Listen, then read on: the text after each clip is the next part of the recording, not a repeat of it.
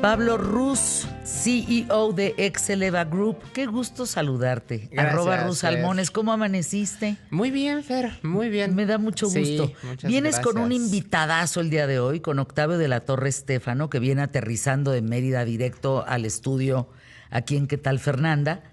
Presidente de Concanaco Servitur.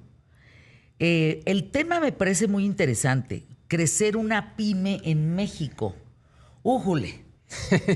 A ver, primero el dato sería ¿cuántas pymes se intentan en un año y cuántas terminan ese año? ¿Qué tal, Fer? ¿Cómo estás? Hola, Pablo. Pues la mortandad que existe en las pymes es muy alta y por distintas diversas razones, y no nada más en un año, ¿no? Muchas no pasan ni siquiera de algunos meses. Y actualmente, por las dificultades que existen, que hemos venido haciendo sondeos a nivel nacional para ver cuáles son las dificultades reales que tienen, pues te puedes dar cuenta que muchas quedan exclusivamente en emprendimiento. El emprendimiento como tal siempre va a tener una connotación de informalidad. Pues es natural que uno emprenda desde sus propios recursos, con su propia imaginación, con las actividades que quiera desarrollar. Pero la realidad es que aun cuando en nuestro país tú estás hablando que el volumen más alto de empresas se encuentran en el sector de las micro, de los que van de entre 1 a 10 empleados, también es el sector que te genera el mayor volumen de empleo. No es la misma capacidad en términos de ingreso. Hablas que el empleo es el 47%, en generación de ingresos y Producto Interno Bruto deben andar sobre el 17%, pero es un motor económico muy importante para el país. En ese segmento es en el que se encuentran mayormente los emprendedores, lo que yo le llamo negocios familiares, fíjate. ¿Por qué le llamo negocios familiares? Porque muchas veces le pones la connotación técnica de pyme, pero pierde el sentido de identidad.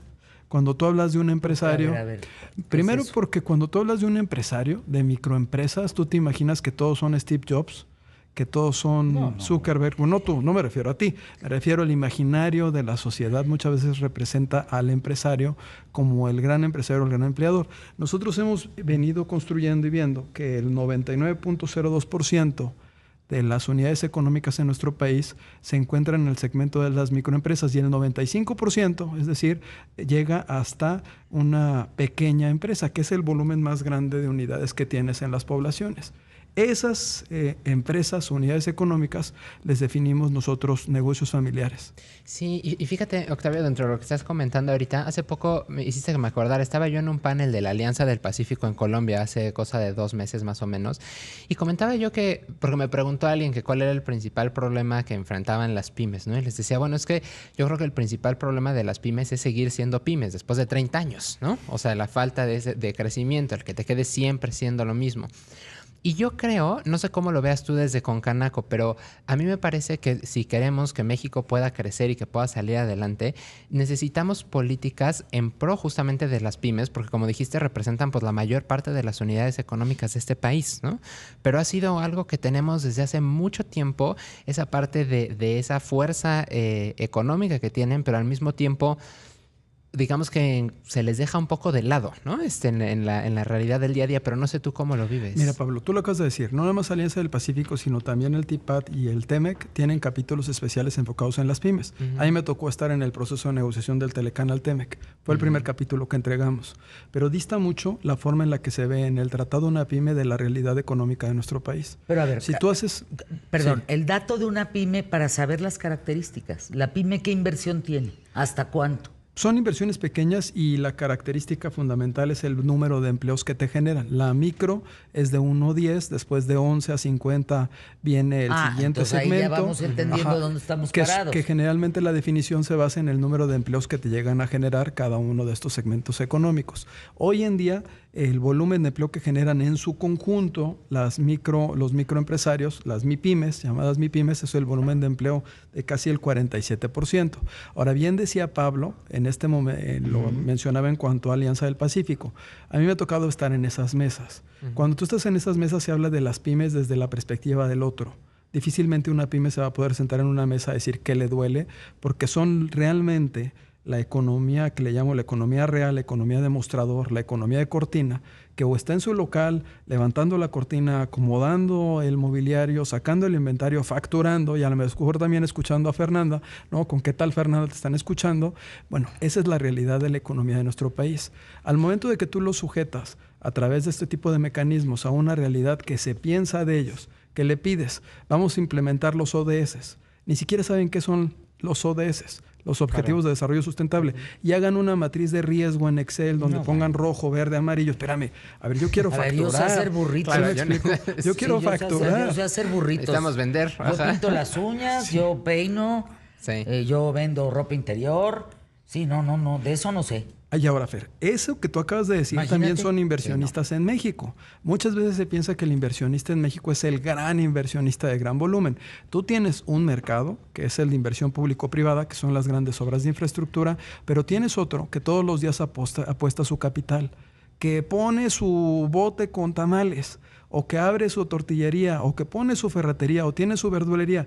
Ellos también son inversionistas en nuestro país, de un volumen distinto. Pero si tú lo ves, la base de la economía es este segmento. Pero entonces, si las pymes son las mayores empleadoras en México, ¿por qué hay tan poco apoyo por parte del gobierno? Acabas de dar un punto muy importante. Ya esto va, lo interesante. Yo en los últimos 11 meses, Fer y Pablo, recorrí 141,000 kilómetros en nuestro territorio, es decir, casi 3 vueltas a la tierra, visitando todas las poblaciones y nuestra estructura de cámaras de comercio. Tenemos 2 millones de afiliados directamente, dueñas y dueñas de negocio. Mi organización es muy parecida a México. El 95% son estas MIPYMES, el 5% son los grandes empleadores.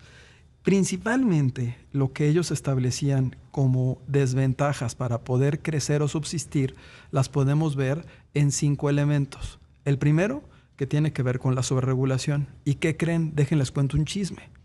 Como nuestra organización viene desde 1917, Fer y Pablo, encontré actas que me dicen que en 1929, uno de los principales factores que ya establecía nuestra organización a nivel nacional de desventaja para crecer una empresa era la sobreregulación vinculada con la corrupción. Entonces es un tema que es sistémico. Sí, claro. 1929, en 17 nos crearon.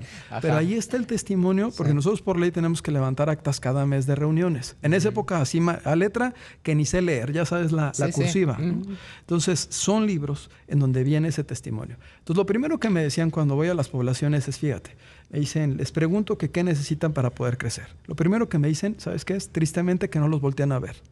Que los dejen producir. Claro. Que los dejen trabajar. Que los dejen avanzar. De ahí partes de una perspectiva de cómo se ven ellos ante las propias autoridades. ¿Qué ven en las autoridades? Pues ven una barrera, ven una dificultad, ven un obstáculo. Entonces, en principio tienes el obstáculo regulatorio. Ahora, tienes otro obstáculo, el de financiamiento. En México la realidad es que la banca de desarrollo no existe. O sea, no existe crédito para quien no requerimos prestarle. No, y espera. Sí. A la buena de Dios, así, pues claro, aviéntate a lo arranco a ver si no te das en tu madre. Oye, Fer, Fernanda, y la desventaja, Fernanda, es que la mitad de nuestro país está en buró de crédito, negativo. Y la otra mitad no está ni en buró. Entonces, de ahí tienes algo que no puedes calificar. ¿Qué te piden también? Seguridad. Sí, esta economía que es la real, la que está en el mostrador, en las poblaciones y en los barrios, es la economía que se enfrenta y confronta con temas vinculados con la extorsión, con el robo, con todos los delitos, tanto de fuero federal como de fuero común, porque allí es donde realmente se realizan. Son los que están en las poblaciones. Pero hay una salida. O sea, digo, estamos poniendo la parte de lo que diagnosticamos. Llevamos 100 años, ¿no? O sea, con eso de lo que estás comentando ahorita. Entonces, llevamos 100 años. ¿Y ahora cómo nos movemos de ahí? Mira, hoy en día se está impulsando una política de justicia social que le llaman la primavera laboral. La has escuchado, ¿no? Sí. Obviamente, que está totalmente enfocada en mejorar las condiciones del sector trabajador. Nosotros estamos impulsando una política social de justicia económica.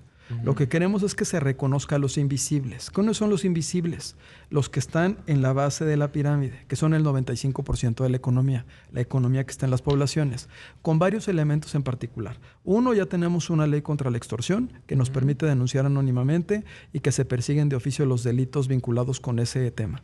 Dos, tenemos hoy en día o esquemas que estamos buscando de financiamiento con garantías mucho más nobles, en los cuales no sea un obstáculo el que te encuentres en el buró de crédito y que puedas tener principalmente financiamiento para activos. ¿Qué te pide el carpintero? No me des dinero. Te dice, a mí dame el martillo. ¿Qué te pide el que tiene la lonchería? No me des dinero. A mí dame el refri. Que te den financiamiento para poder producir. Eso es lo que te piden.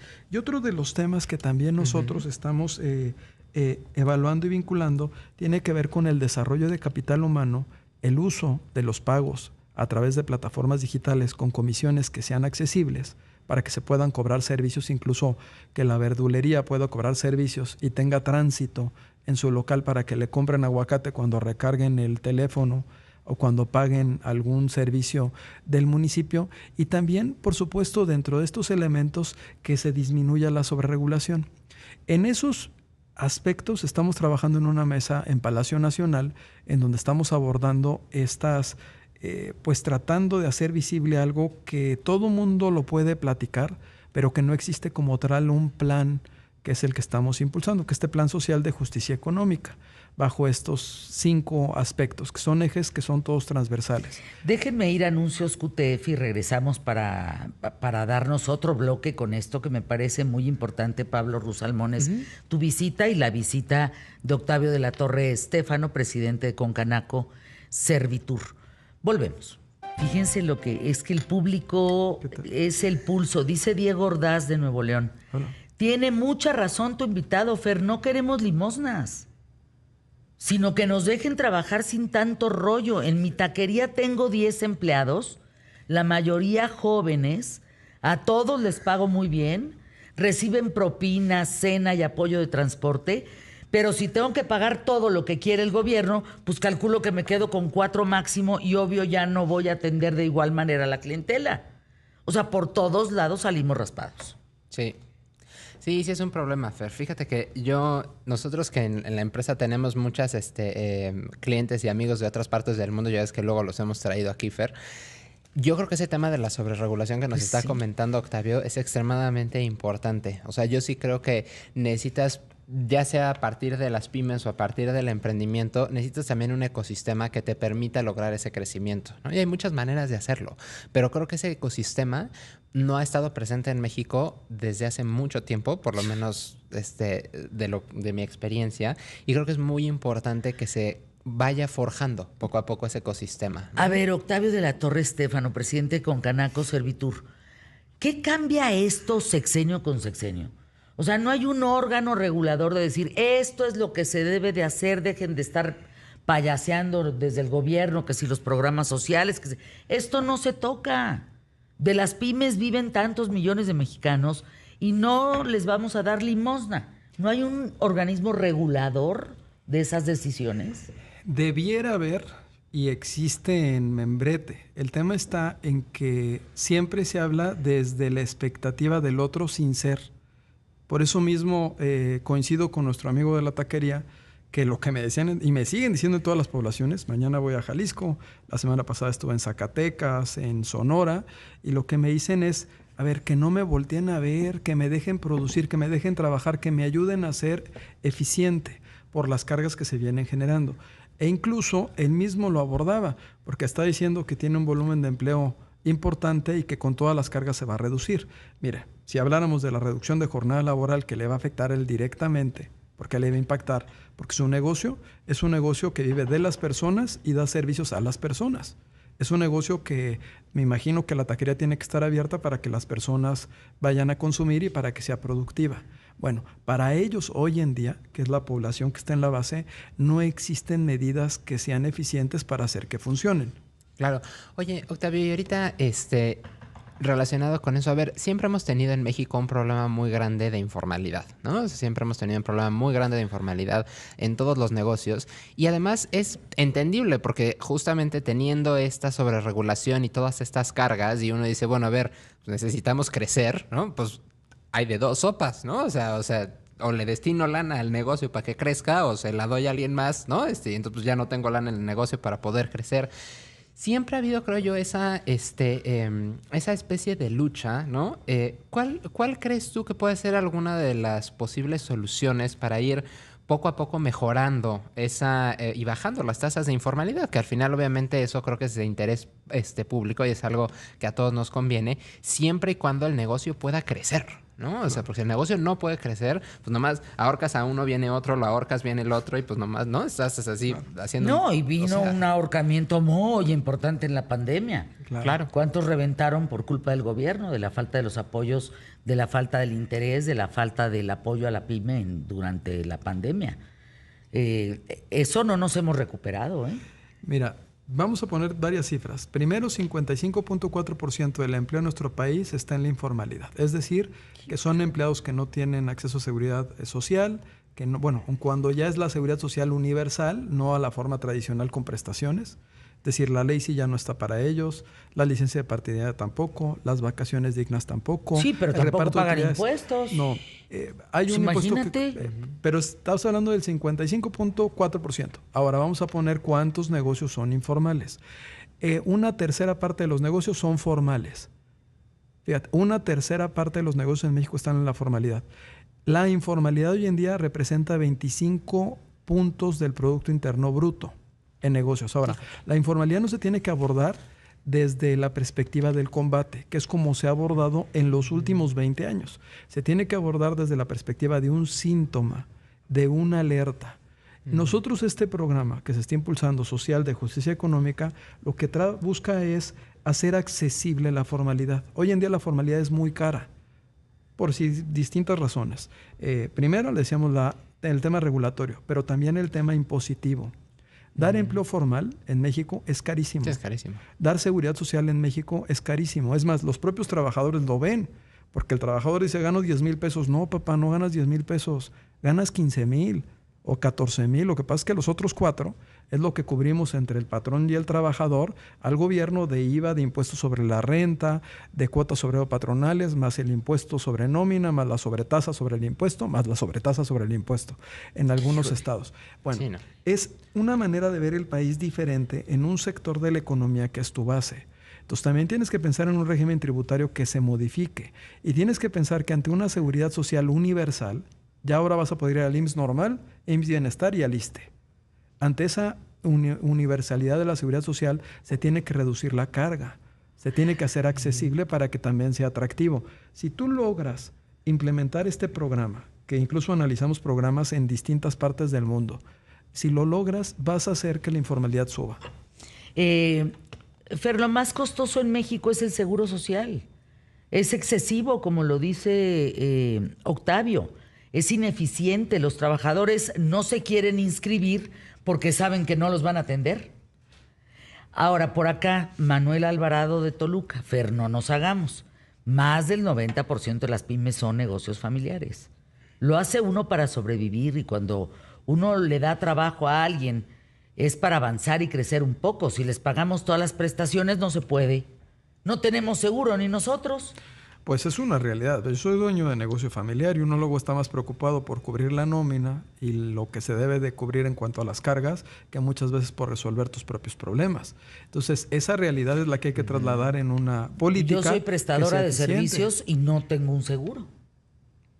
¿Sí me explico? Sí. El seguro que tengo es Claro. el que yo me pago. El de vida. El de vida, exacto. O el de gastos médicos O el de gastos mayores. médicos mayores. Claro. Así es. Ahora, hoy en día la seguridad social ya es universal por una reforma constitucional. El tema sería que actuarialmente se identifique cómo cómo incrementar la base y cómo reducir el costo. Finalmente, la bolsa es la misma, o sea, la economía es de un tamaño, Claro. no es más elástica que lo que existe. Y por eso nosotros hay una medición de crecimiento. Esa economía no va a crecer exponencialmente mientras sigamos haciendo lo mismo de la misma manera. Oye, Octavio, y una pregunta ahorita que estabas mencionando del tamaño de la economía. Fíjate que yo, en mi rubro, que nosotros nos dedicamos a inteligencia artificial, tecnología y eso, yo siempre he pensado que México ha desaprovechado enormemente la oportunidad de innovación en muchas cosas, ¿no? A través de las pymes y a través del fomento a esa innovación. En alguna ocasión, por ejemplo, tengo yo luego invitados internacionales o amigos internacionales vienen a México y me dicen, es que ustedes son como muy logísticos, ¿no? O sea, digamos, refiriéndose a las grandes cadenas de manufactura que existen en México, pero digamos, la innovación en cuanto a servicios, que es una parte importantísima de la economía a nivel global, ¿no? Es algo que en México no se ha fomentado mucho. Y lo comento por lo que dices del tamaño de la economía, ¿no? O sea, yo creo que otra de las cosas que deberíamos poder implementar sería crecer precisamente ese pastel, ¿no? A través de fomento a la innovación, pero de un fomento a la innovación que vaya ligado a las pymes, ¿no? O sea, no de un fomento a la innovación que venga de las grandes empresas que pues esas ahí tienen la lana para meterle, pero que venga a partir de las pymes y justamente de este ambiente emprendedor en tecnología y en otros ámbitos, ¿no? Menciono tecnología porque es en el que estoy yo más cercano, pero ¿tú qué crees que se pueda hacer en ese sentido o qué se está haciendo para fomentar esa innovación en México? Mira, tú lo acabas de decir, el sector de servicios es el sector que te genera más valor en nuestro país. O sea, las mediciones no son reales en cuanto al crecimiento que tiene ese segmento de la economía. O sea, realmente muchas de nuestras políticas se enfocaron en la parte de industrialización, atrayendo el capital extranjero para que fabricaran en México, pero no nos dimos cuenta que esa manera y mecanismo industrial se basa en un esquema de costos. Es decir, tú vas a fabricar donde sea más barato fabricar en el mundo, porque la rentabilidad está en el siguiente nivel o en el previo, en el desarrollo de la patente, en el desarrollo de la tecnología, ahora sí que en la parte de la innovación y posteriormente en la comercialización, distribución y valores agregados que tú generes. Entonces, totalmente coincido en cuanto a que el que se llegue a fomentar la parte de servicios en México y en el mundo, porque aparte llegar a los servicios es llegar a la parte de un desarrollo potencial de nuestras propias poblaciones. Sí es fundamental, pero para lograrlo, ¿qué requieres? Desarrollar tu capital humano. Requieres entrenarlos en nuevas tecnologías, en nuevas profesiones. Incluso hoy en día, ¿no? Acuérdate que hay un análisis que hicieron en el 2013 en la Universidad de Oxford, en donde se establecía que varios de los oficios iban a desaparecer. Entonces, fíjate qué interesante. Tú, por un lado, pones más regulaciones y más costos y cargas al empleo de personas, pero lo que te estás dando cuenta es que estás propiciando que ese empleo de personas, al ser tan repetitivo, sea sustituido por robots. Entonces tú ves que se incrementan las exportaciones en valor, pero se reduce la formalidad en términos de contratación. Ahora, ¿es momento de dar un cambio de rumbo? Sí podemos. Este es momento. Y por eso hay una Asamblea Nacional de Empresas y Negocios Familiares que impulsamos, G32, para darle voz a estos negocios que no pueden sentarse en la mesa, que son reales y que construyan sus propias políticas. Danos tus datos, por favor, Octavio. Pablo es @rusalmones. Dice, los últimos 6 meses han sido muy difíciles de llevar. Yo estoy de acuerdo, María Elena. Héctor Hernández está de acuerdo. Esto no es novedoso. Esto es ya un tema que ya no tiene que ver con la administración, tiene que ver con cómo nos sangran tanto a los jefes como a los trabajadores. ¿Dónde podemos comunicarnos? Les voy a dar mi teléfono, que es 5540 99 78 36, 5540 99 78 36.